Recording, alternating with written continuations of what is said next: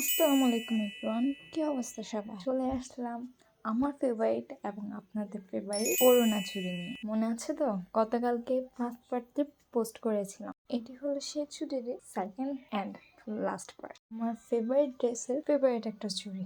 ভিডিওতে কালারটা মেরুন লাগলেও বাস্তবে কিন্তু কালারটা মেরুন না, কালারটা অনেকটা এই ড্রেসটার কালার। হ্যাঁ, ঠিক গেস করেছো, এটাই আমার সেই ড্রেসটা। আমার ফেভারিট ড্রেসগুলোর মধ্যে একটা। চুড়ি বানাতে আমার সচরাচর অনেক ভালো লাগে, কিন্তু কাপড়ের চুড়ি বানাতে আমার সবচাইতে বেশি ভালো লাগে। কেন জানো? কারণ চুড়িতে সুতা মোড়াতে যতটা না সময় লাগে তার চেয়ে অনেকটাই কম সময় লাগে কাপড় মোড়াতে, আর ফিনিশিংটাও আসে খুব সুন্দর।